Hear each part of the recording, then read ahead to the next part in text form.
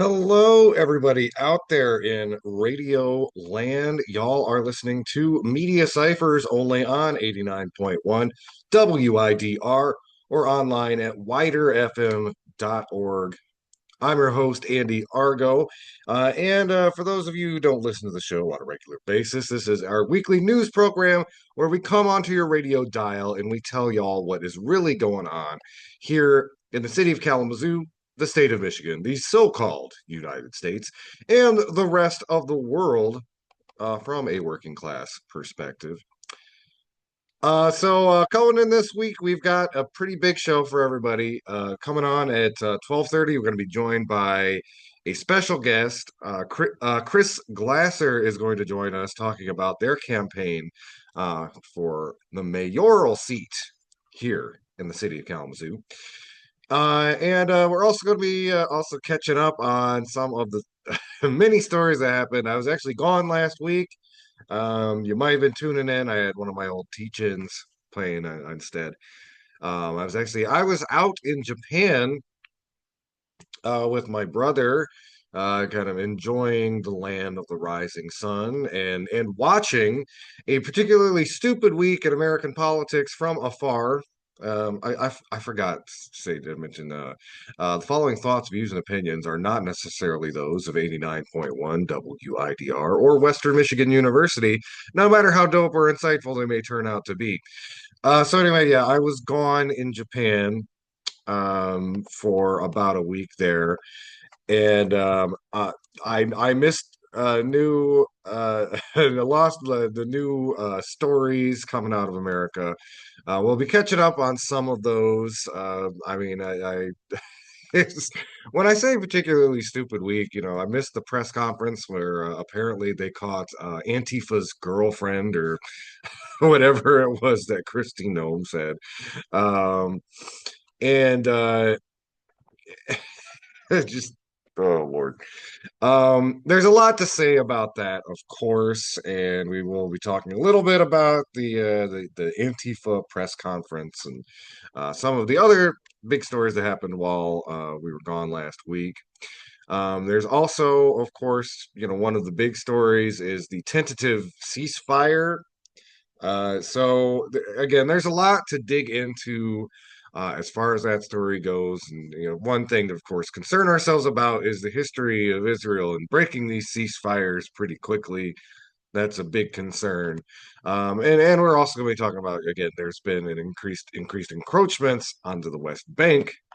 Kind of, again, it's like don't that whole technique of like watch this hand, not what the other hand is doing, that or sort of thing. And got some stories about the Nobel Peace Prize. I wanted to dig in a little bit to who won it and exactly who they are. And we've got all that to talk about and more.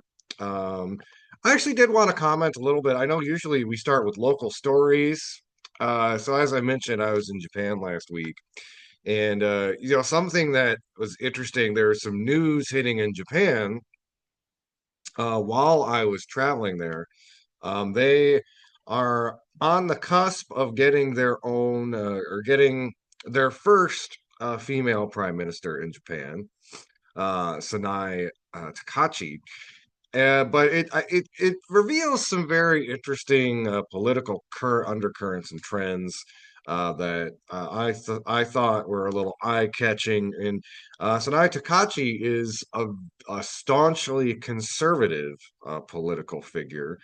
Um, and she would be the leader of Japan's long governing conservative liberal democratic party, which of course, again, these these terms have very different meanings depending on where you go in the world. I mean, go to Ireland and ask them what a Republican is. You're going to get a very different answer than what an American Republican is.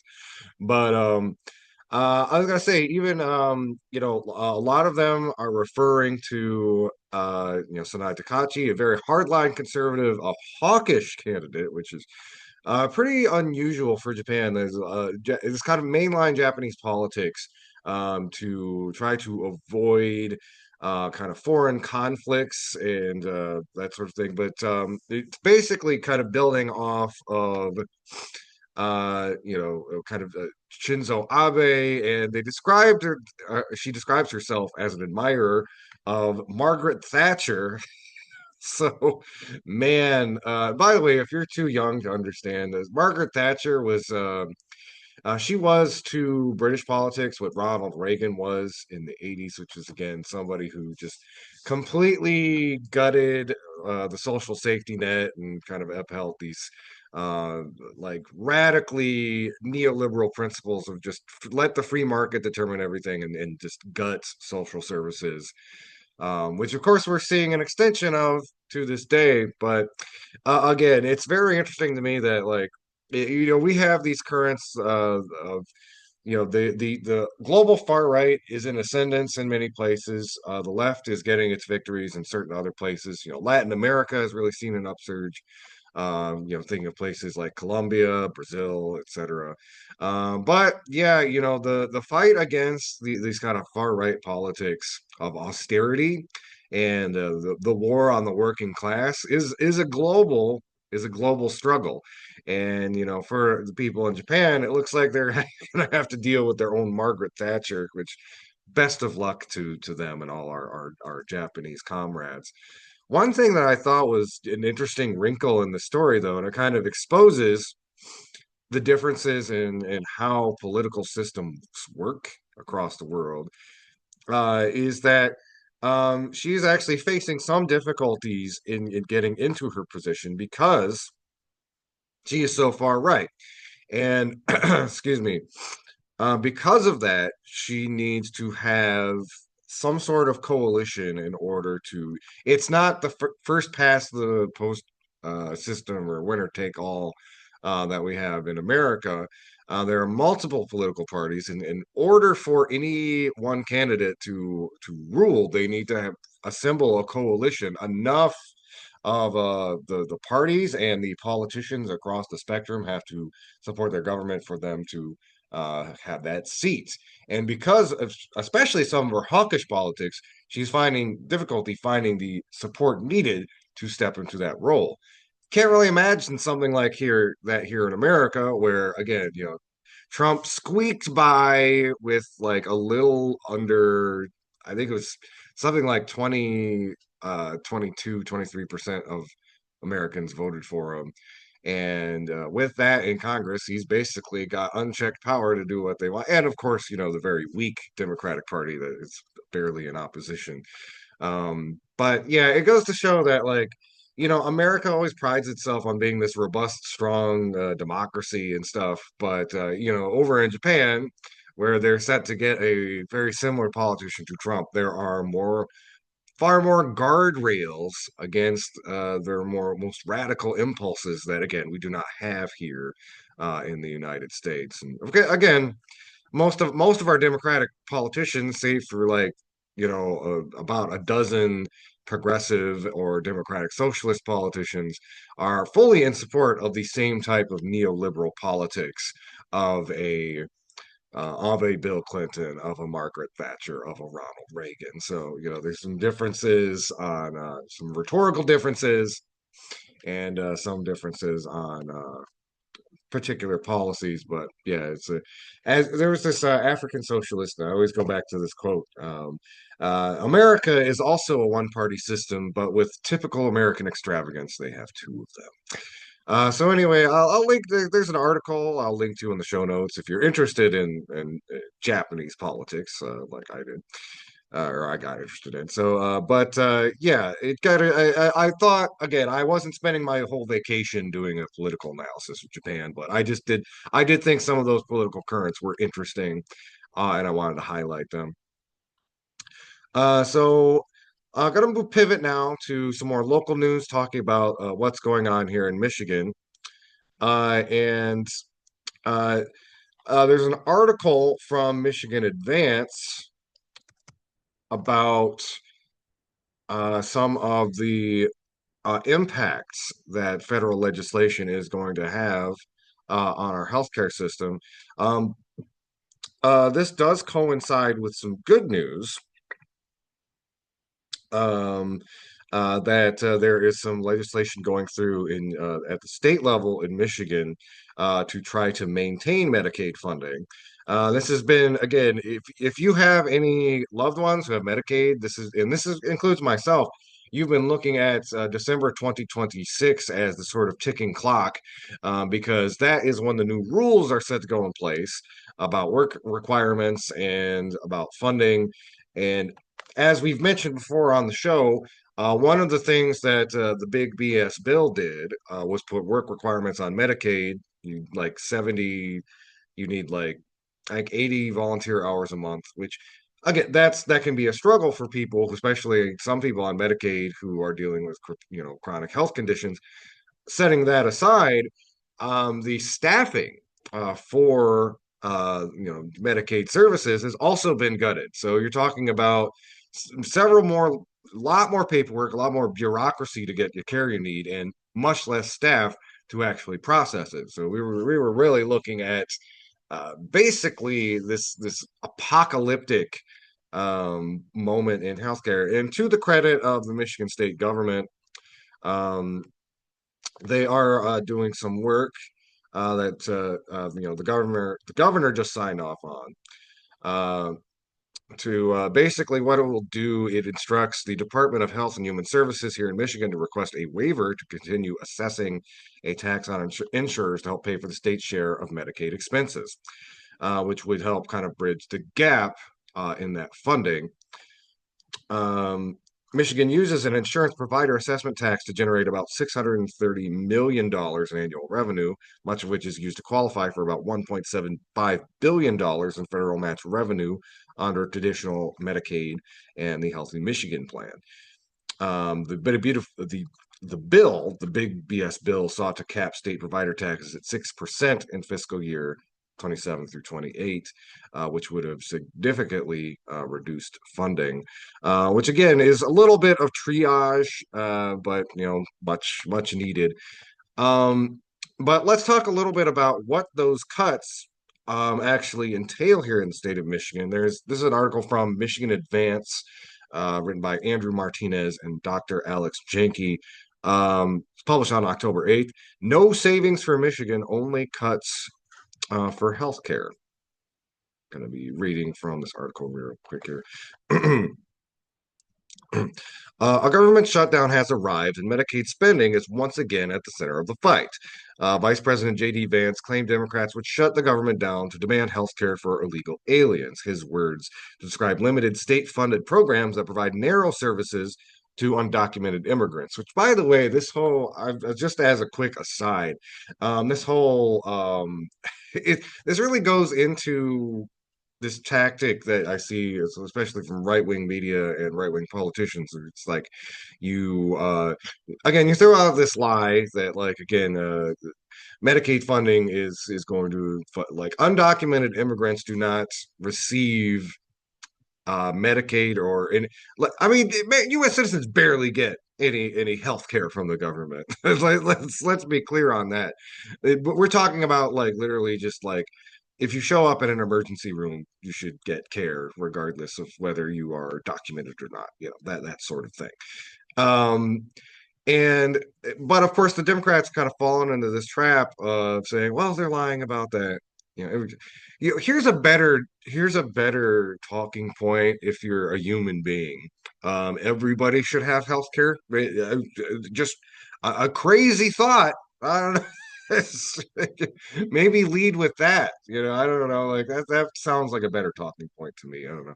Of course, I'm just like this bleeding heart leftists who thinks that everybody should, healthcare is a human right, that kind of thing. But I'm going down the article. Um, Talking a little bit about the context of here. Newest round of Medicaid cuts threatens to destabilize healthcare for Michiganders and increase costs nationwide. The fact is that non-citizens are already excluded from Medicaid enrollment, and the state programs under scrutiny are designed to recover otherwise unpaid expenses for essential and emergency care that hospitals are obligated to provide. This is what I was just referring to. the political focus may be on immigrants because it always tends to be whenever there's something that the majority of Americans like. If you just put the issue out there, should everybody get health care? Most Americans are going to say yes. So you have to play on people's tribalisms, people's bigotry to somehow say like, oh, actually immigrants are getting something out of it. Anyway. uh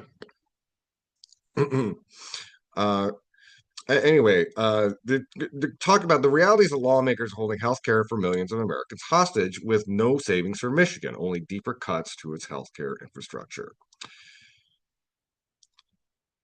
In the current shutdown debate, these state-funded programs are cited as justification for reducing billions in federal healthcare funding, even though they receive no federal support. The result is a dangerous mismatch between rhetoric and reality, as political negotiations threaten to dismantle the financial framework that sustains the EMTALA, potentially leaving hospitals uncompensated for legally mandated care and shifting those costs onto American families through higher premiums. So the idea is when people have to go to the ER, the federal government helps supplement some of those costs. However, if they stop doing that, then all of our medical bills and all of our premiums are going to shoot up. Which again is just another way of squeezing robbing from the poor and giving to the rich, squeezing the working class, and rent seeking all of our income up into the ruling class's pockets. As they go on to say, Medicaid cuts enacted by Republicans risk terminating state programs that have been shown to save state dollars. While lawmakers claim cutting access for undocumented patients would save Medicaid funds, Colorado demonstrates that limited coverage for low income individuals, regardless of residency status, reduces overall healthcare expenditures in certain circumstances. For expanding access to dialysis, Colorado spent nearly $20 million between 2017 and 2018 on costly emergency only treatments delivered in the ER. After shifting away from emergency only treatments and allowing scheduled dialysis, it nearly doubled access while cutting costs per patient and patients in half. This change reduced the burden on hospitals, meaning fewer costs were distributed to those with private insurance. These state funded programs show how strategic investments lower overall healthcare costs, protecting hospitals and insured patients alike. That's not wasteful spending, it's fiscal discipline. It's also morally the right thing to do. It's just a quick aside. In cases like Colorado's, whether or not programs exist, patients with kidney failure will still end up in our hospitals. Excuse me. Um, but yeah, I'd recommend check that out. Again, that's an important perspective from two individuals who, again, they have far more medical expertise than I do. Andrew Martinez is a BA medical student at the University of Michigan Medical School, and Alex Jenke is an emergency physician and assistant professor of emergency medicine at U of M. So again, two very learned experts in the field telling us how this the ramifications of this legislation for our healthcare. We're going to take a break. Y'all are listening to Media Cyphers only on 89.1 WIDR or online at widerfm.org. You can also find us online, Media Cyphers, on Facebook, YouTube, and the Media Cyphers Kalamazoo podcast you can find on most podcasting apps. Keep your dial locked. Y'all are listening to Media Cyphers, your source for political revolution. Hello, everybody out there in radio land. Y'all are once again listening to Media Cyphers only on 89.1 WIDR or online at widerfm.org. I am now joined by candidate for mayor, Chris Glasser. Chris, how are you doing today? I am doing good. How about yourself? Oh, I'm doing pretty well. We're gonna get into the questions real quick, but first of all, let me ask you how are you doing this afternoon? My day is just starting. I don't think it's going to end until past 9 p.m. So this is just the beginning. Oh boy, yeah. I was gonna say we were chatting just a little. Sorry, my mic is going. All right, we were chatting just a little bit before you got in about a couple years ago, back in 2019. I was running for city commission myself. I know how these campaigns can be, man. It's especially when you're a working class candidate. It was not really any days off. Let me before we get into a lot of the hard hitting questions, let's start with just could you tell the folks out there in Radio Land a little bit about yourself and why you decided to run for mayor? Yeah, absolutely. So I'm born and raised Kalamazoo area. I always say I've never left the 49048 zip code. Went to Comstock High School, got my bachelor's degree here at Western, and then my master's degree in public administration also here at Western. Currently work for the state of Michigan, also a former EMT and firefighter, so definitely rooted in the public sector, as well as I served on the board of the Kalamazoo East Side Neighborhood Association for 3 years. I was there as both the treasurer and the president. And so I know what it feels like to be a public servant and the expectations that they have for us. They expect us to be ethical. They expect us to serve the public. And that's exactly what I expect out of our elected officials as well. All right, Chris. So we're gonna get into some of the questions here, but I guess before we really dig into those, so kind of just again, you mentioned you've grown up here in Kalamazoo your whole life, and I wanted to see, you know, you, you've I know you've been paying attention to Kalamazoo politics for a long time. So just kind of following up on what you just said, is there any like specific or particular issue or range of issues that really made you want to throw your hat into the ring? Well, I can say that, in general, I grew up being disappointed with most of my elected officials, whether it's, local, state, federal level. So I understand the mistrust that some people have in our government. I can understand how some people feel like the government is failing them. And so I want to bring back a sort of confidence in local government, particularly in times that we're seeing right now. People are looking anywhere to have some sort of, feeling safe where they're living. And so I'm hoping that we can do that on the city level. Also, there's always been concerns about accessibility, transparency, and accountability within the local government. So making sure that people have access to City Hall, they're able to attend commission meetings, they're able to call in if they can't be at those meetings. Making sure that FOIA requests are being followed up. My understanding is, they have a certain time limit that they have to respond, but they also have the option to extend it, and they typically just extend it every single time. So making sure that FOIA requests are being followed up in a timely manner. And those are the kind of things that brings transparency to the government so people can understand what's going on. Okay, so we're going to go ahead and start with the issues. And the first one I had, this is something that it's interesting because we usually there's kind of there's usually a lot of a kind of right wing framing around this. But it's an important question because it's true. We've got some of the crime rate here in Kalamazoo is a bit higher than average compared to some of the municipalities around us. So I wanted to ask you, what issues do you think are the root of crime in the city and in general, and how would you address those issues on the city commission, and what do you think helps create a safe community? Sure. So I would start off that by looking at KDPS's statistics, at least for 2024. They do state that both violent and property crimes are down by at least 12%. But there is definitely still that perception of feeling unsafe, I think, especially when it comes to gun violence in the city. And so, statistics aside, if people are feeling unsafe, that affects their actions, that affects how people view the city. And so, it's still important to address. One of the largest driving factors of crime is poverty. We can see that. So we can see that we're in a very economically unstable time. The rich are getting richer, the poor are getting poorer, and that's going to create conditions that leads to crime.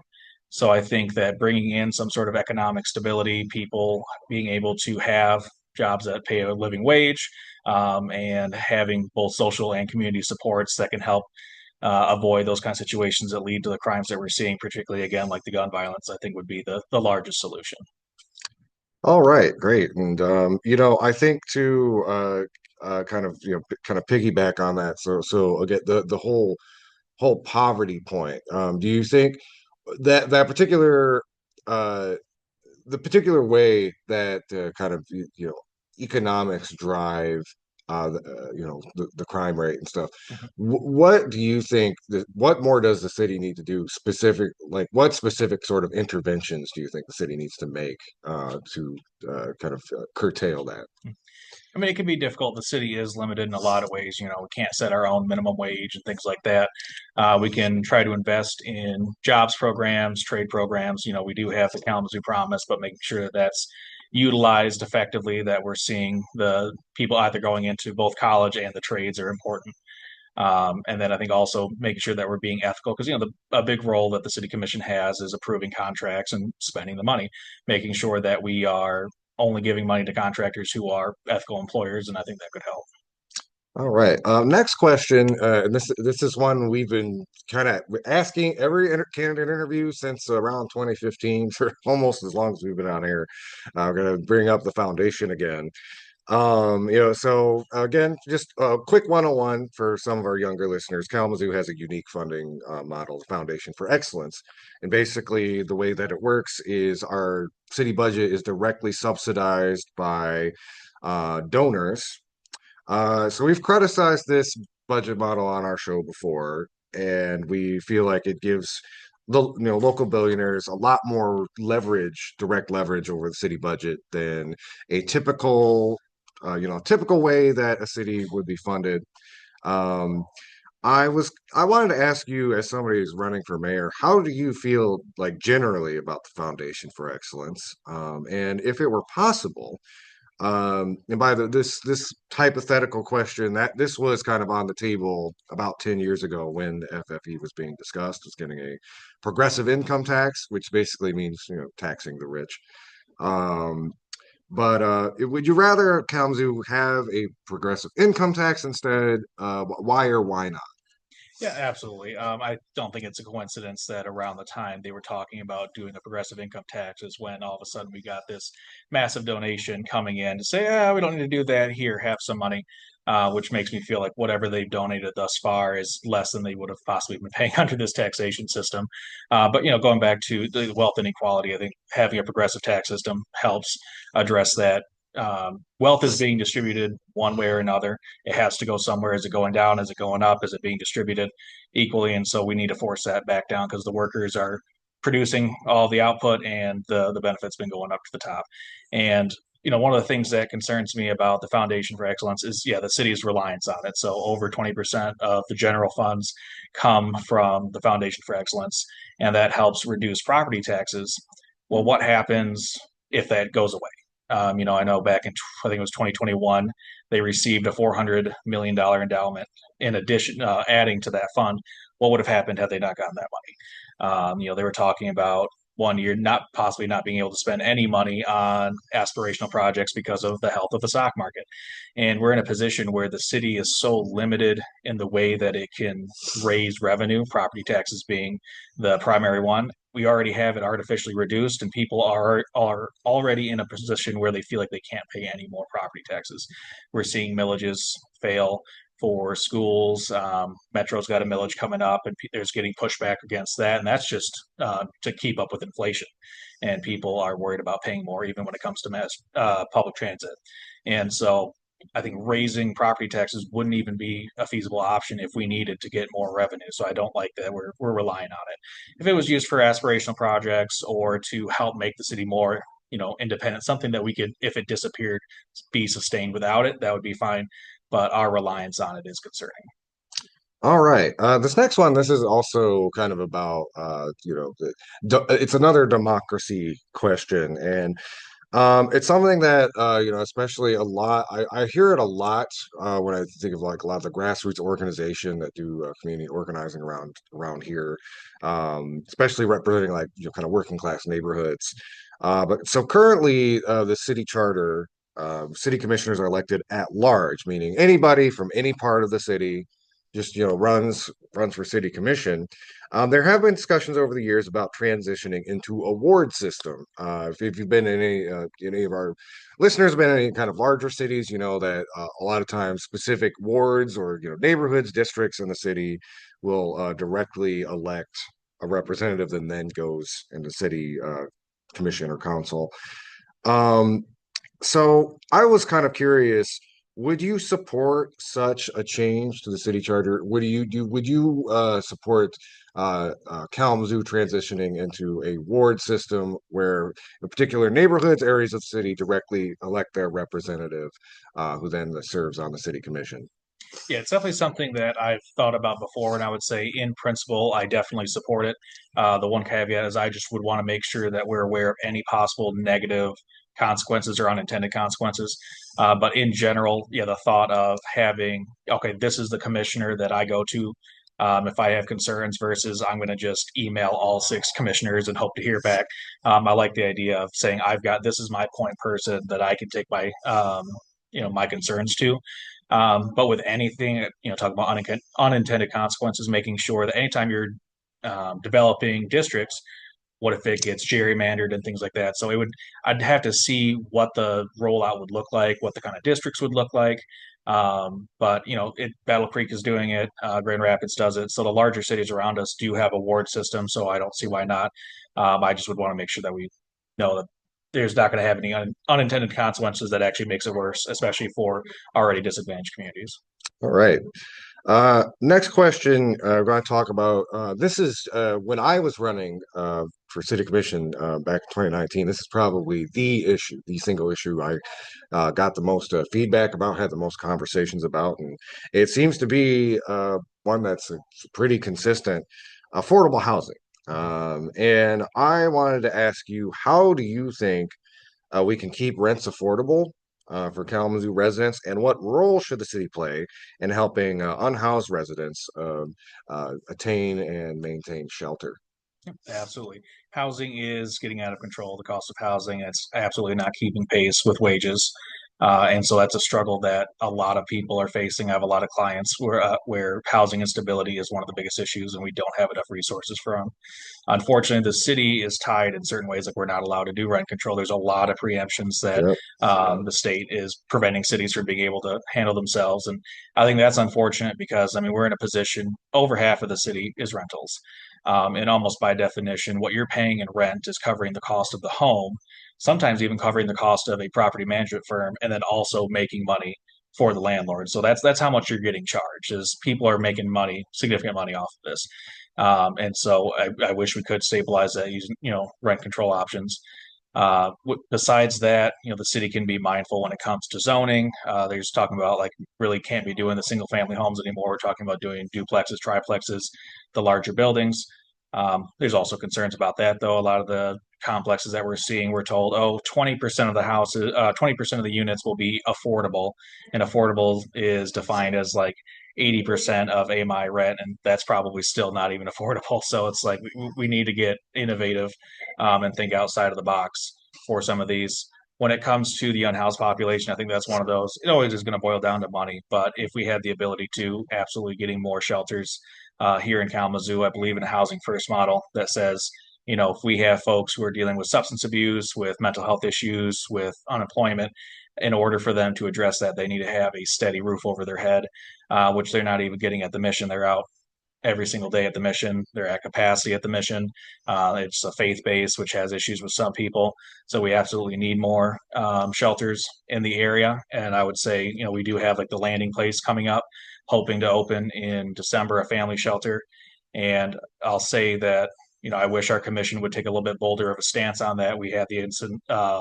Portage pulled out $500,000. The city of Portage pulled $500,000 worth of funding away from the landing place in lieu of being on behalf of a hotel developer. They said a hotel wants to be built here. They don't want to be near that shelter, so we're not going to give you the funding. If I was the mayor, and I'll say it right here now, I would be berating the city of Portage, saying, you dedicated that funding, give it back. Because what happened now is the hotel is on pause and the shelter is still going forward, but without $500,000 of much needed funding. And I don't see people really speaking up against that because places like the landing shelter are exactly what we need here in Kalamazoo. All right, and then next question. I'm actually going to loop back around to the housing question with this next one, but because it's the way that these two issues really intersect. But I want to ask first a little bit more broadly about climate change. It's had its own unique impacts on Kalamazoo. We've had these really intense, sustained rain events, happening more and more often in recent years. Consistent flooding, and we've had some notably destructive storms in the area recent years, both Kalamazoo and Portage. The Portage tornado comes to mind. How do we build a Kalamazoo that is resilient to these challenges, and how can we do our part to address the climate crisis more broadly? Absolutely. I know these are one of the things with the sustained rain that causes a lot of flooding in parts of the city. And so that's something that we need to address, whether it's making sure the storm drains aren't getting clogged, and other things with our system to make sure that we're not. I don't see other cities with the flooding problems that we have. And there are residents who have been addressing, talking to the city about those concerns, and it hasn't been addressed. They just accept it as this is a floodplain. And so we have to be mindful with how we're constructing buildings. Like, for example, when they built the KVCC building downtown by Bronson, they raised it up so it wouldn't flood, and all that did was flood out its neighbors even more. So that's not a solution. That's just making it worse. When it comes to other aspects, obviously, yeah, we see our the summers are getting hotter, the winters are getting colder. That obviously, talking about going back to housing, has health implications. We had a person that froze to death last winter, and we're in situations where it's unsafe for them to be out in these extreme heats. So it's absolutely something that we have to combat. Um, the best, any way that we can. Obviously, there are other factors like the large corporate or the large factories and air travel that are contributing in ways that we can't control. But to whatever extent that we can, I think we should absolutely chip in.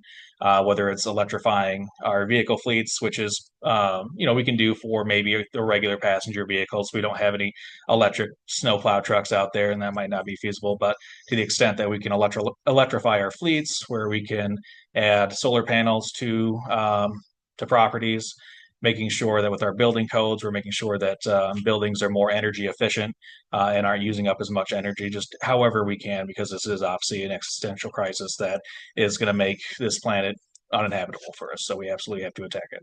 So on that note, this is something that it was very heavy on my mind in the last few years, and especially thinking about the intersection of housing and climate change. This is something I've talked to, people currently serving on the commission about, as well as people who've ran for commission over the years. But especially as we're seeing, I mean, we are in the climate crisis right now. It's only going to get worse before it gets better. Hopefully, it gets better. We'll see.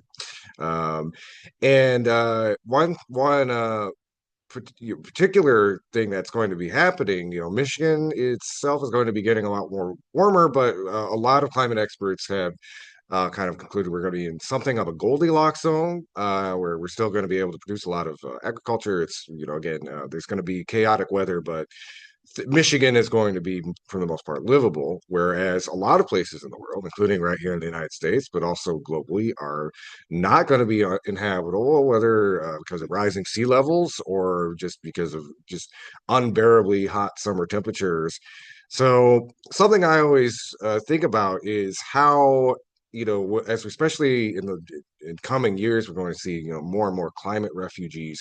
How do you think the city should be preparing for a future that is coming faster and faster? Every year I ask this question, it's like a year sooner. But how do you think the city can prepare for what we're going to be seeing in probably only a decade or two, where people are going to be looking towards Southwest Michigan as, the place to live, as some places on the planet become harder to exist in. And yeah, I could absolutely believe that the Goldilocks zone, because obviously just in general we're cooler than Texas and Arizona and Florida, and I can only imagine how much worse those areas will get with climate change. And so I guess the biggest thing would just be preparing for an influx of people, and being able to have the infrastructure for it, because it's a global issue. So there's going to be, especially in the hotter climates in, say, like the Middle East and things like that, it's already barely habitable. It's going to be straight up inhabitable sooner rather than later. And it's unfortunate because we've known about climate change for decades. The oil companies did research about it, they knew about it, and they just didn't talk about it because it was bad for business. And so I think part of it is just also the public education about it because there's still they politicized climate change. Where now it's a left wing issue. It's not left or right. It's all of us, and just making sure that people stomping out any sort of climate change denial, saying this is a problem. It's a problem for all of us, and we need to address it. And then yeah, definitely expect an influx of people coming in because yeah, I do expect this will be a better climate compared to a lot of the areas in the country. All right. And the next question I have for you, this is also kind of related to climate, but it's kind of in the more of a climate justice frame. We talk a lot on our show about polluters like graphic packaging and what has been going on in the North Side, causing health problems for residents in that neighborhood, which is of course predominantly Black and working class. How has the city been lacking in addressing this type of environmental racism, and how would you address it if elected? Graphic packaging that hits close to home because I live on the east side neighborhood, which is also affected by it, but not nearly as much as the north side. And I can say it seems like the city won't do much unless they're pushed by the public. A few years ago, graphic packaging, they wanted a 12-year tax abatement. They're saying, oh, we're going to build this new expansion. It's going to have 200 new jobs. Give us a tax break for 12 years. And while the city wasn't going to immediately tackle the 12-year, they were definitely looking at maybe like a 6-year tax break and things like that. And this is a company that we now know is polluting the air, it's polluting our neighborhoods.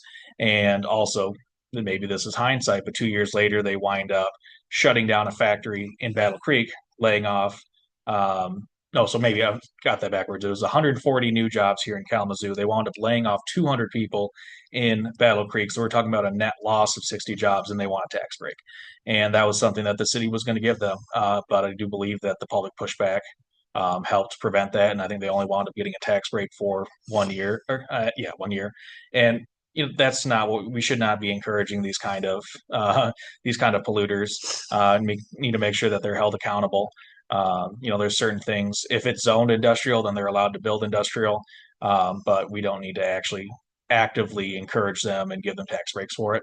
I think that we need to make sure that we continue having air quality monitors across the city. I do know that they were doing that for a point in time. I don't know if they still are. Making sure that we're monitoring the air, we're holding them accountable for what they're putting into it, as well as providing residents with air purifiers in any way that we can help mitigate the damage that they've already caused. All right, and next question. This is kind of bringing things, tying the national together with the local, and of course, anybody who's been paying attention since roughly January would know that the government has really started taking an authoritarian approach and has threatened federal funding against cities that, to really speak plainly, refuse to turn back the clock on equality, race, LGBTQ rights, immigration. We've really seen, especially this kind of methodology from the federal government where it's kind of a moving target. 1 week it's Chicago, the next it's Portland. I really do think it's, while Kalamazoo, it may be kind of like a big, a small pond and a big ocean of, quote unquote, like more liberal or blue cities. I do think it's more a question of when than if, and even I mean, as one could argue, that's already happened. We were on a kind of sanctuary cities list that the federal government put out right before Trump got in. They were going to target us for funding, but what I want to ask you about is, the federal government has essentially been threatening the purse strings of municipalities, um, threatening to send in the National Guard to places. And how would you address that type of kind of what I would call fascist overreach? And how should the city commission defend our community from these attacks? Especially without sacrificing our values. We have seen, especially, I think University of Michigan is probably the closest example of institutions really kind of capitulating to the Trump administration's demands. So again, like how do we defend Kalamazoo from these types of attacks, particularly without sacrificing our values in that way? Absolutely. I mean, I don't bend the knee to wannabe kings. I don't play dead for bullies, and that's exactly what Trump is. He's a wannabe king. He's a bully, and he's trying to intimidate people. And it's unfortunate what we're seeing is people are they're falling for, whether it's the media networks, they want to get their mergers in, so they're doing what they ask of them, and it's unfortunate. We shouldn't be backing down to bullies. And what that looks like, I would say, on the city level, it's something that I've been trying to talk to our commissioners about. I make the comments at the city commission meetings about this looming authoritarianism that we're seeing, and saying, can we give our citizens some sense of safety? Like, say, are you going to stand up to ICE to whatever extent you can? Are you going to let them know that they're safe here in Kalamazoo? Or what it seems like they want to do is they just kind of want to stay quiet. They don't want to take a stand and just hope that they don't get noticed. And that doesn't make our citizens feel any safer. So I do applaud like what's going on in Chicago, where they say like, we're not going to allow ICE to use our municipal properties. We're going to work with private properties that also don't want ICE on their premises, and make limiting to the extent that we can their activity in the city. We can't stop them from coming in, but we can make it difficult. Because the way that I view it, it seems like the local government, they say, oh, it's the federal government, they trump everything, so we're just going to let them do what they want to do. The way that I view it is all levels of government have an obligation to protect its citizens. So if the federal government isn't going to do it, then we should step in as a city to the best extent that we can. All right, we're kind of in getting into the wrap up portion here, and before we get to kind of closing questions, when especially when we have kind of progressive slash like working class candidates on the show, I always like to ask a little bit of like the behind the scenes thing. We've got a lot of that's our listener base, and I think it's important for people to understand like kind of how these types of campaigns work. Especially anybody out there is thinking about running yourselves. So if you could tell us a little bit about like what it's been like for you kind of running this as like just a regular working class person running this campaign with those progressive values. And also just I did want to mention, I've seen a lot of these independent mayoral bids over the years, and you're running a very strong one. You've got some very important endorsements. Can certainly talk about that if you'd like. But yeah, I wanted to kind of pick your brain about like what's it been like running for this seat, and what would you tell other kind of again like more progressive working class folks about either advice about running for local politics or just some insights onto kind of how that works. Absolutely, yeah. It's been tough. It's been a very busy campaign. Like I said, working class. I work a full-time job. I still have to maintain my home and do all these things on top of running a campaign. We've been based off of a handful of very dedicated volunteers, and without them, we we wouldn't be where we are today. Recommendation is build as many coalitions as you can. That's one of the things that's been very enjoyable throughout this campaign is meeting new people, building new coalitions, and getting to the point where, regardless of what happens in November, we're going to be coming out stronger as a progressive group and a progressive coalition. I would say that if you are not happy with the way things are and you want to be a part of the change, then absolutely run for office. We get these kind of elections every 2 years. And so in 2027, we're going to be looking at, what kind of commissioners do we want to run there? So think about it now. There's definitely organizations out there that can help support candidates because it is, it's a new world for people. It's a whole other thing running a campaign like this, but it's definitely possible. All right. So, Chris, we've had a pretty good sprawling conversation here. I did want to hit on, are there any other critical issues that we haven't discussed that are, central to your campaign? One of the biggest things is I want to encourage citizen involvement in all levels of government. So there are opportunities to attend city commission meetings, opportunities to make your voice heard at these meetings. I particularly like doing the public comments because it's on the record, it's recorded. People can see that you've brought these concerns to the city commission versus sending in an email that no one's going to see. So if you have concerns, bring them forward. There are citizen advisory boards that people can participate on. Anytime that the city is offering any sort of public feedback, please do give it. I understand it can be really difficult if you truly want to be involved in all level. You got the city, you got the county, you have the state, you have the federal. It is really difficult to stay fully in the loop. But for whatever issues matter the most, you get involved because I think we are healthier as a democracy with more involvement in all levels of government. Okay, Chris, and I want to thank you again for taking time out of your day to come on our show and talk to our listeners. How if our listeners want to contact you or find out more about your campaign, how would they do that? So our campaign website is glasser4kzoo.com. That's GLASSER, the number 4kzoo.com. We're also on Facebook. We're on, I want to call it Twitter. We're on Blue Sky. We're on TikTok. So we're on all the social media pages, and or just give us a Google, and you'll find us. All right, Chris, thank you so much for taking time out of your day. Again, best of luck on your campaign, and thanks for joining us today. Absolutely appreciate the opportunity to be on here. Okay, everybody, we're going to take a quick break. Thanks again, Chris, for coming to join us. We will be right back. Y'all listen to Media Cyphers only on 89.1 WIDR, your source for radio evolution. Hello, everybody out there in radio land. Y'all are listening to Media Cyphers only on 89.1 WIDR or online at widerfm.org. Once again, big shout out to Chris Glasser for coming on to the show, talk about his mayoral campaign. We're going to try to interview some of the other candidates running in this election coming up throughout the season. I'll let you know when we get those set up. I know we're so waiting for some RSVPs from a few of the folks on the commission.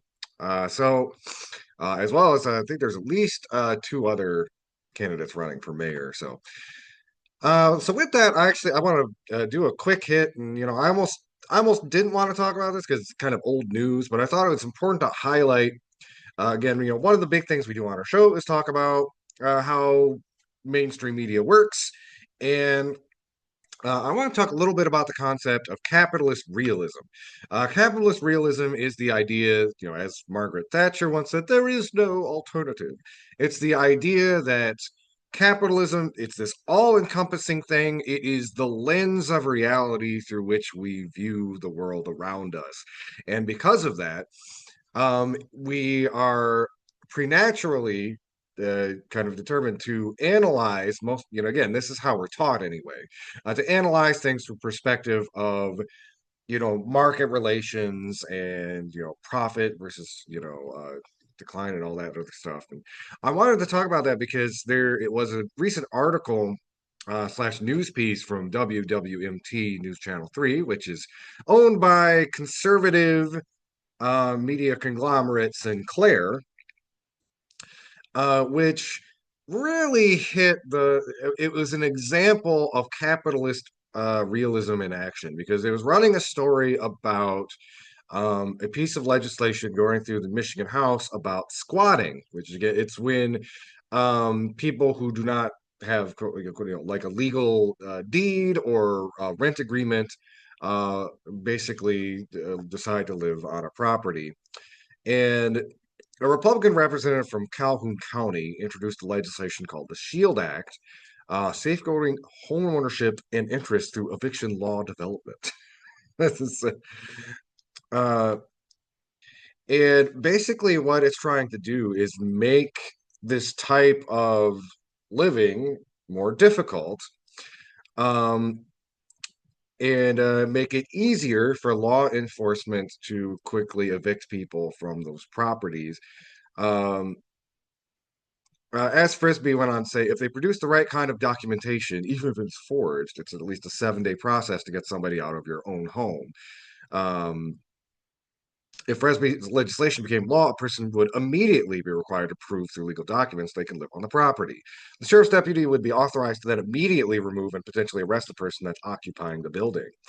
And again, this goes to the whole idea, uh, you know, uh, kind of in Marxist terms, like property is theft, which is the idea that like again, and no, the communists aren't coming for your toothbrush, but the whole property is theft idea is somebody who quote unquote owns a home that they don't live in just for the purpose of profit seeking is a home that does not go to somebody else who needs it. And the way that this frames it is just again, there is some interloper, as if somebody like it just like invaded the house you live in rather than an empty property that you're sitting on. Uh, and again, this is the way that Frisbee frames it, and that's the way that WWMT frames it without any sort of interjection.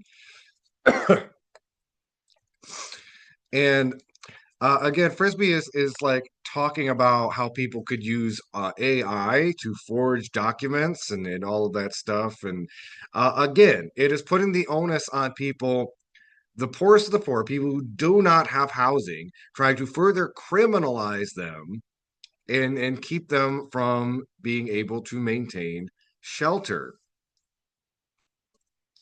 They go on to interview the executive director for the Rental Property Owners Association of Michigan, and the only counterpoint they get is from Jim Shaftsma, who's with the Michigan Poverty Law Program. And they just get a very like neutral statement from them.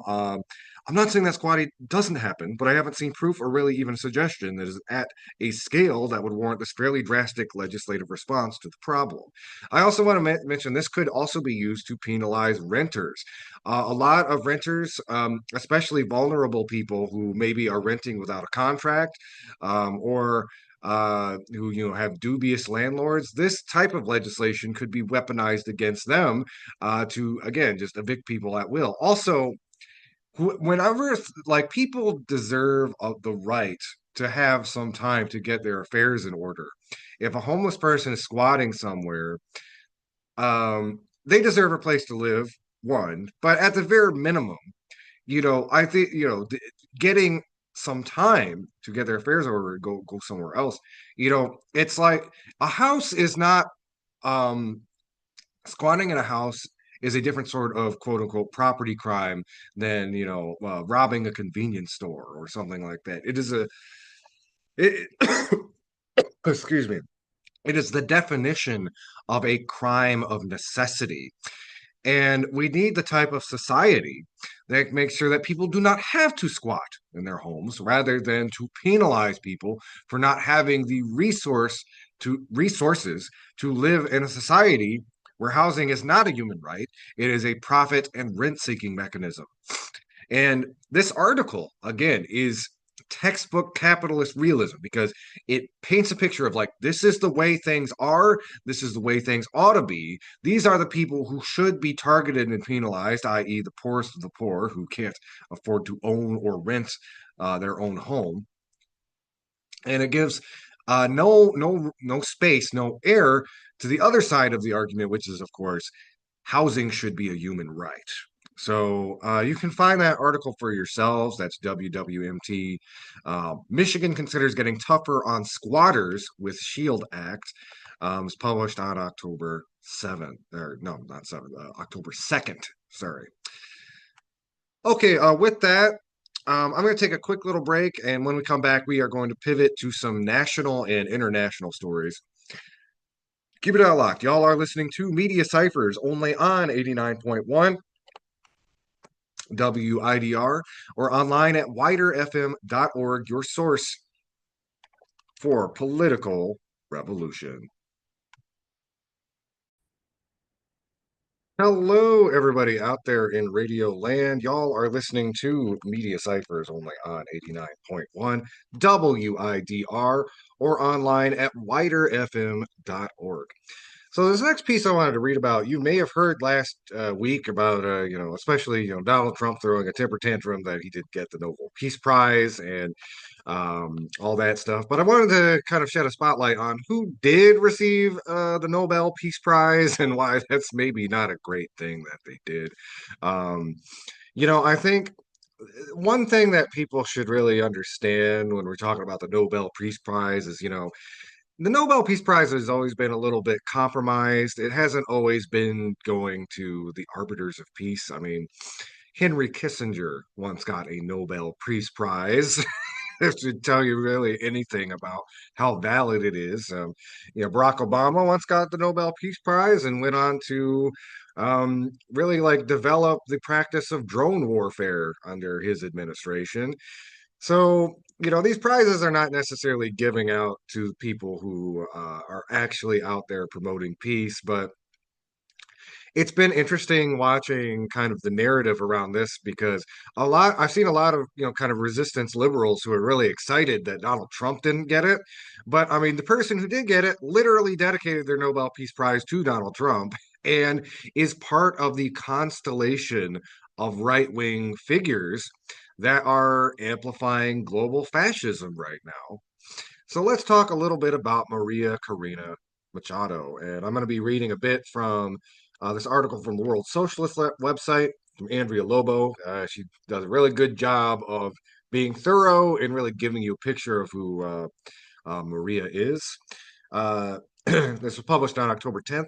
Nobel Prize for Imperialist War and Regime Change goes to Washington's Venezuelan puppet Maria Corina Machado. The Norwegian Nobel Committee has awarded its 2025 Peace Prize to the leader of Venezuela's far-right opposition, excuse me, Maria Corina Machado, an event that is as significant as it is sinister. And before I really dig into the article, a lot of people are saying this was really kind of it is giving the tacit green light to what many people are concerned about, that we're going to get a Iraq, Afghanistan style regime change war down in Venezuela in the not too distant future. Um, Going on, it was awarded. The award was announced on October 10th in Oslo, in Norway, a country whose wealth, strategic role in NATO, and large military investments position it as a bulwark for imperialist interests in Europe and beyond. The award provides a glaring demonstration of the hypocrisy of capitalist public opinion as it is marshaled behind another catastrophic imperialist intervention in Latin America. There's nothing unprecedented about bestowing the Peace Prize upon far right or blood drenched figures. As we mentioned, Henry Kissinger once got one. In the years since Henry Kissinger got a Peace Prize, the prize went to mass murderers and war criminals, such as Israeli Prime Minister Menachem Begin, the former Irgun terrorist responsible for the Sabra and Shatila massacres in Lebanon, and Aung San Suu Kyi, whose government was responsible for genocidal violence against Myanmar's Rohingya minority. Going on, then as now, the prize served not as a reward to peacemakers, but as a tool for anointing those favored by imperialism and to legitimize war. The fascist minions of Donald Trump reacted with petty anger over the Norwegian committee's passing over the U.S. president.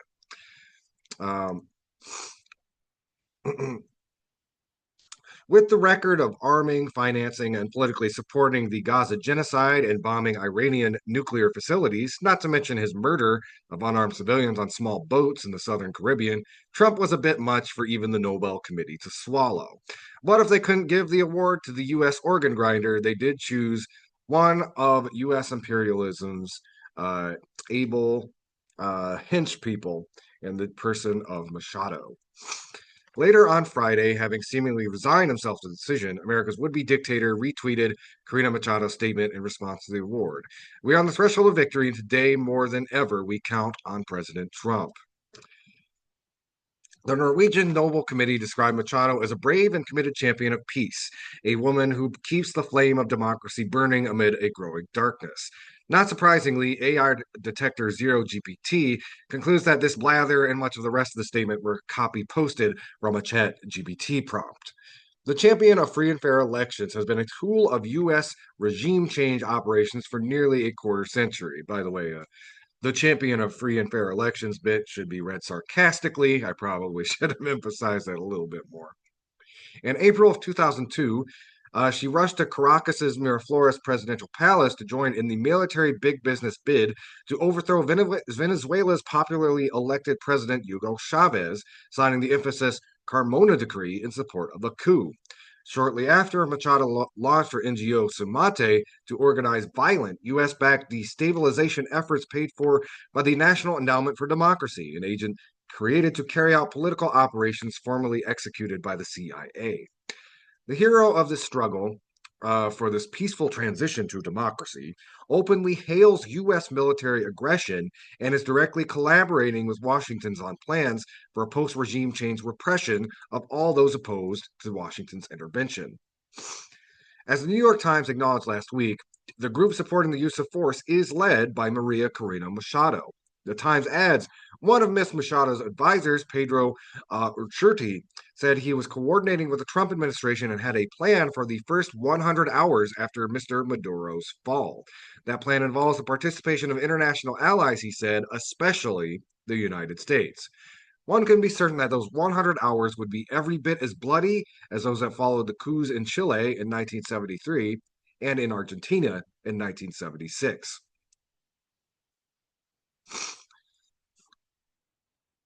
Going on, oh man, in a statement, in its statement, the Nobel Committee laments a global trend which has seen the rule of law abused by those in control, free media silenced, critics imprisoned, and societies pushed towards authoritarian rule and militarization. But it somehow neglects to mention that the foremost example of this trend is Mushado's paymaster and controller, the Trump administration. Recently, Mochado went on Fox News to endorse the ongoing U.S. military buildup in the Caribbean and extrajudicial massacres of fishermen accused without evidence of working for cartels allegedly tied to Maduro. I want to tell how grateful we are to President Trump and the administration for addressing the tragedy that Venezuela is going through, she said. Maduro has turned Venezuela into the biggest threat to the national security of the U.S. and the stability of the region.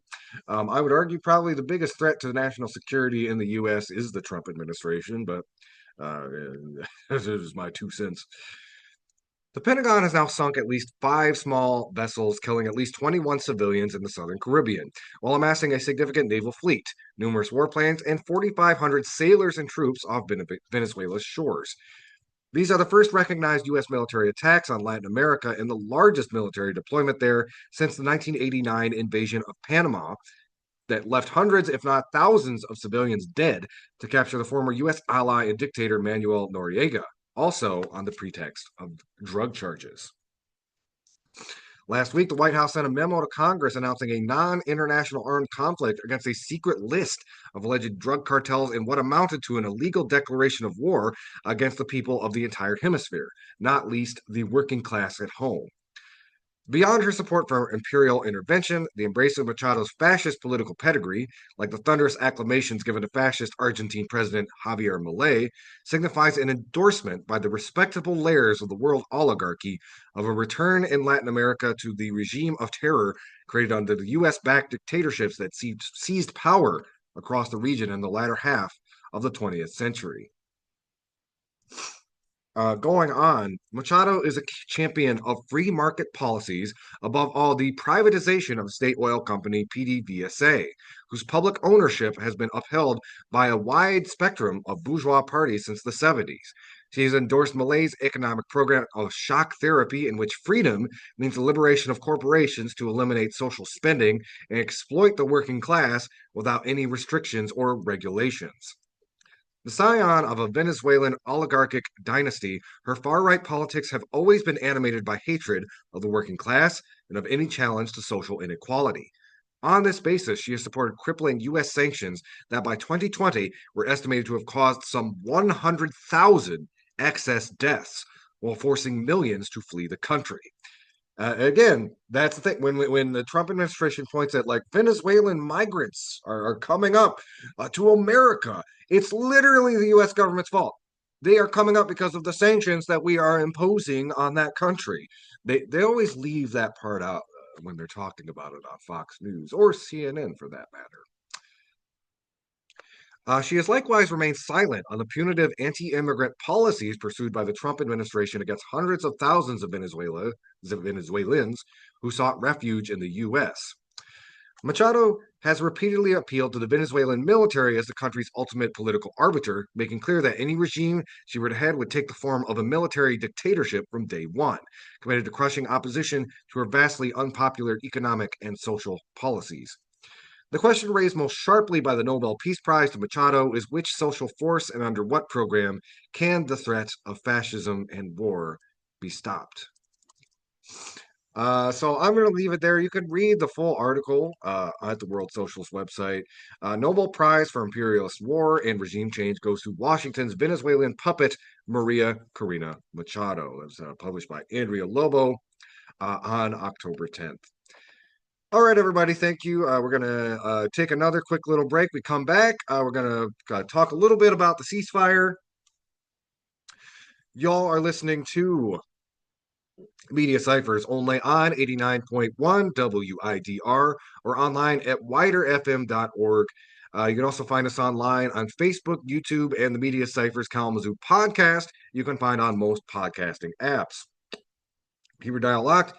Y'all are listening to Media Cyphers, your source for political revolution. Hello, everybody out there in Radio Land. Y'all are listening to Media Cyphers only on 89.1 WIDR or online at widerfm.org. We're going to spend some time talking about Gaza. So, probably the biggest story that happened while I was gone is that there is a ceasefire in Gaza. I hope so.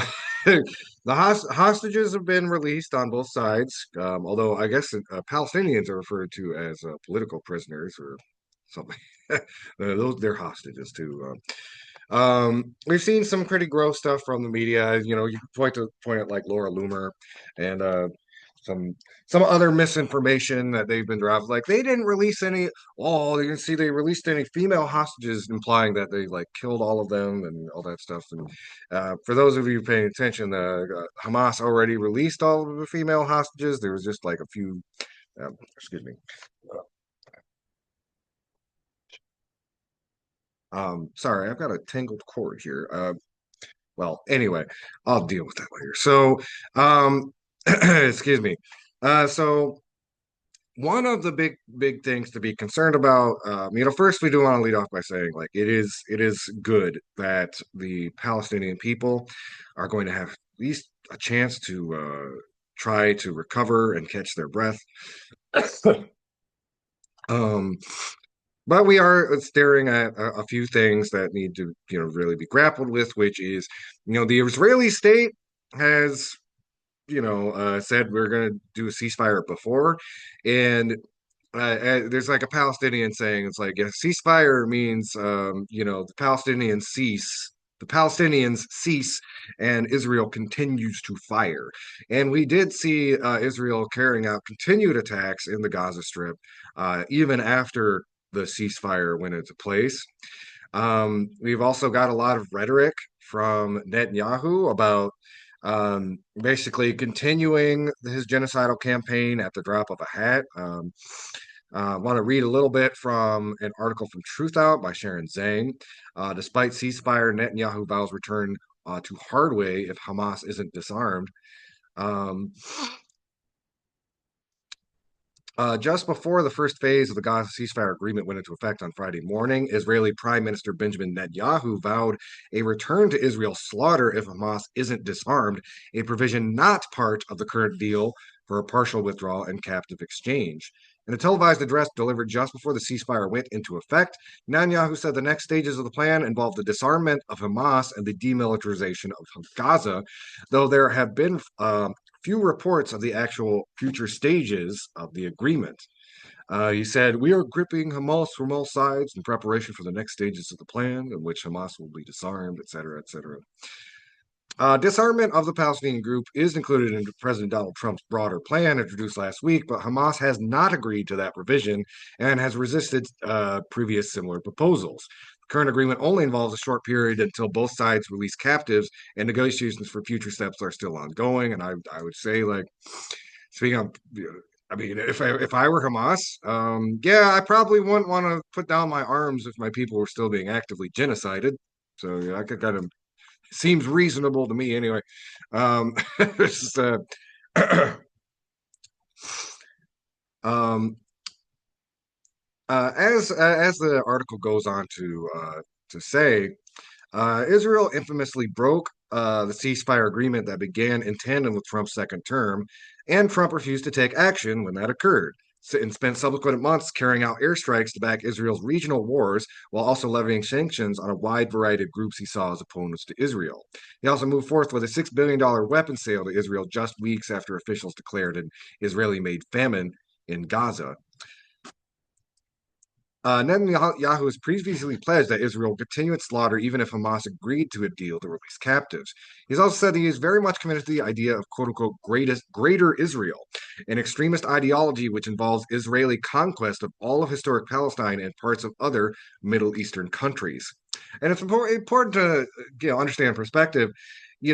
Before for the Palestinian negotiators, it's understandable why they took this deal. I mean, again, like their people were starving and living in rubble. Like I've heard some people say it's like they should have kept fighting or whatever. It's like you don't have a dog in that fight, and there's some very like hungry people in Gaza that need a break.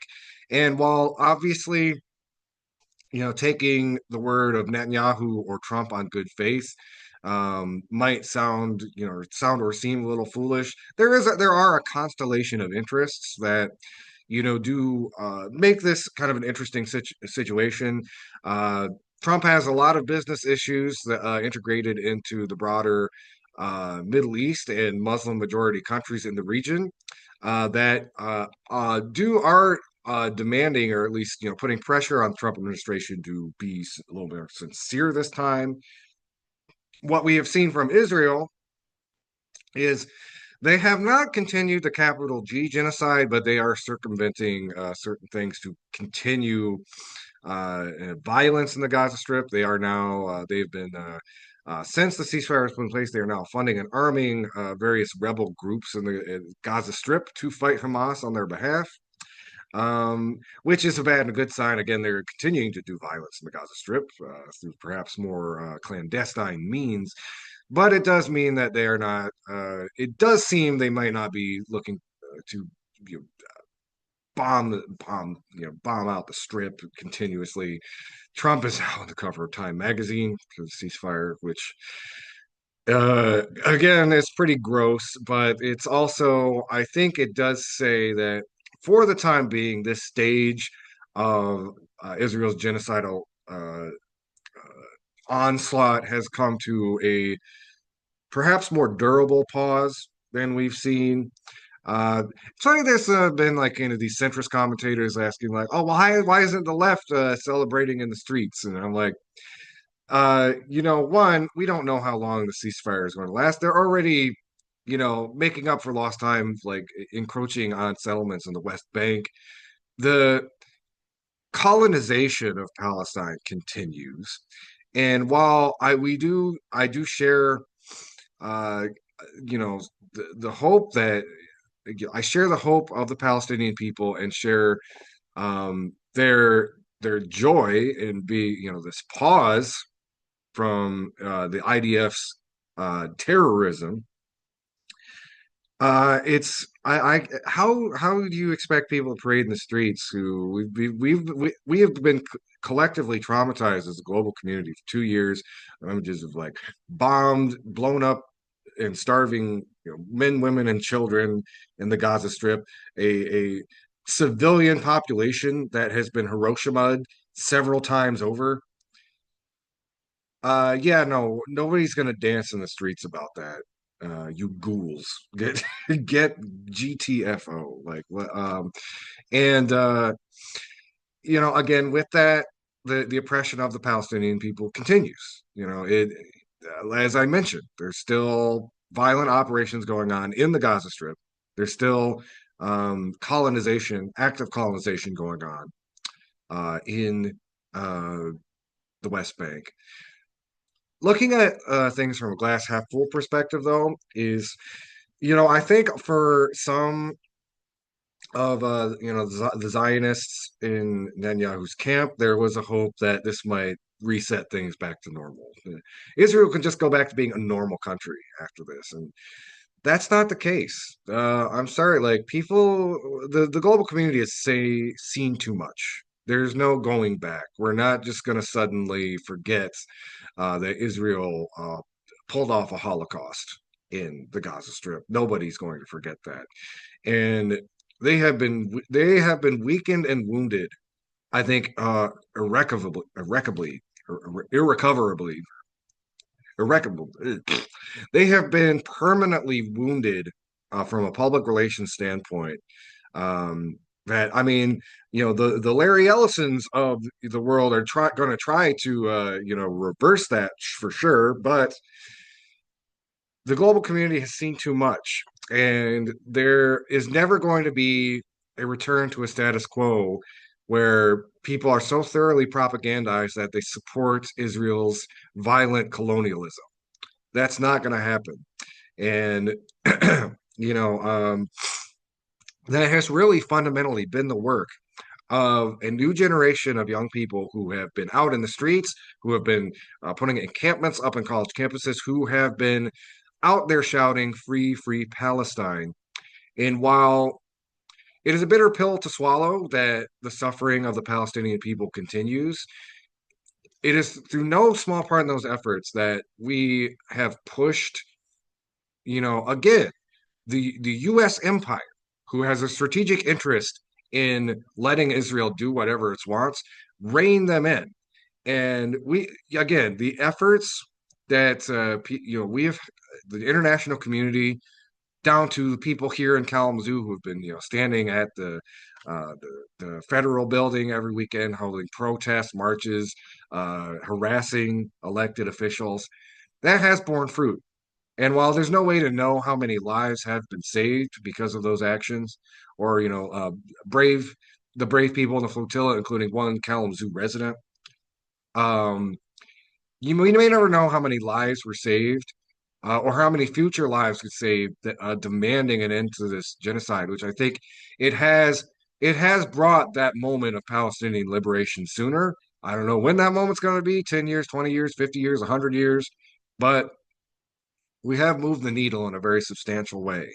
And for everybody who has been fighting against the genocidal onslaught, I think that's something we need to take to heart, regardless of what's going to happen in the coming weeks. Um, and I do want to close the show by uh, just pointing out a really important article from Drop Site News that does some incredible media work, calling out. We may have heard us talk about this a few weeks ago, where a CBS story was quote unquote corrected because they ran a story about the starvation of people in Palestine, and some bad actors pointed out like, oh, some of these people had previous health conditions, and by the like, again, the starvation in the Gaza Strip is very real, and it is only really the Western press that has tried to sidestep around it. And I wanted to just quickly read an excerpt from this is from Maha Husani and Ryan Grimm. The Free Press called out incomplete reporting on Gaza starving children. Here's the complete story. This was published on October 12th. Um, so the Free Press claimed dereliction of on the part of the mainstream media. We did something so simple it's shocking that no other journalist bothered to do it, announced Free Press reporter Olivia Reingold, describing how she and her colleague Tanya Lukanoyev used Google to search for news articles and interviews about the children featured in the photographs. In every instance, they were already facing grave situations because of their health, irrespective of any third-party action, the outlet reported. In leaving out that context, the outlets presented an incomplete story, the Free Press wrote in an editorial defending their coverage. We are proud of the report and the reporters who tracked it down. So, in doing so, Olivia Reingold and Tanya Grove performed a public service. Going on,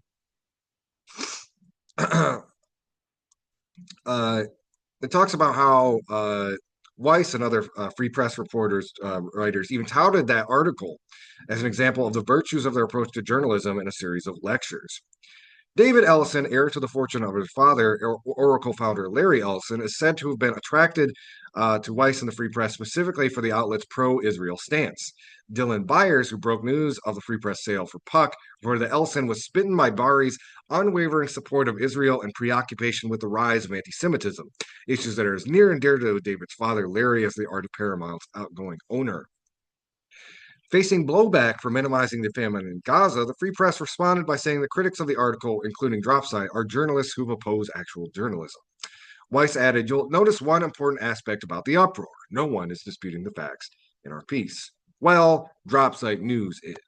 The Free Press claims in its investigation to have looked at the cases of the 12 Palestinians' photographs, as well as the child who appeared prominently in the New York Times article, and whose story they questioned in a previous Free Press article. Yet instead of reporting on the 12 Palestinians they claim to have looked into, the article in fact only addresses 9, or arguably 10, an inexplicable discrepancy, and does not provide original reporting on any of the cases. Dropsite asked Free Press reporter Reingold and editor Weiss if the outlet attempted to contact any of the people or their family members whose health conditions they reported on. Neither responded to a request for comment. Dropsite had Gaza-based journalist Maham Hassani looked into the backstories of those cases highlighted by the Free Press to examine whether the claim, namely that starvation did not drive their deteriorating health condition, was accurate. Sani tracked down families of the 3 of them before their reporting was cut short by their own forced displacement from Gaza City. What she found is that their underlying health conditions did not drive the deterioration of their health. Instead, it was the lack of access to food and medicine that drove their acute medical crises. Such is the hallmark of a famine. The first to fall victim are generally those who have underlying conditions to begin with. Those Palestinians were managing their conditions before the restrictions took hold, but the starvation drove their decline. Additionally, it is difficult to separate their underlying health difficulties from the conditions under which their mothers lived while pregnant and in the first weeks and months of their lives. The fact that so many children in Gaza have such pre-existing conditions by no means exonerates the Israeli siege, but rather is further evidence of its harm. While Gaza has been under an Israeli blockade since 2007, Israel began severely restricting the amount of aid allowed to Gaza in October 2023. On March 2nd of this year, Israel cut off all entry of food, medicine, fuel, and other supplies, only partially lifting the blockade in late May while continuing extreme restrictions. By the summer, starvation was widespread. By late August, the Integrated Food Security Phase classification, the world's largest leading expert on food crises that is used by the UN, declared the government of Gaza to be in the grip of the most extreme form of famine. The severity of conditions in North Gaza government to be similar or worse, and the thresholds for famine in the Deir al-Balah and Khan Yunis government soon to be crossed. Dropsite News then goes on to look into all of those families, and I would really recommend check out that article that's on Dropsite News. The Free Press called out incomplete reporting on Gaza's starving children. Here's the complete story. It was written by Ryan Grin, published on October 12th. I want to thank y'all for listening. This has been Media Cyphers. You can find us online, Media Cyphers Facebook, YouTube, and Media Cyphers Kalamazoo podcast. You can find on most podcasting apps. If you're listening on the radio, stick around till 2 o'clock. Electropop Therapy is next.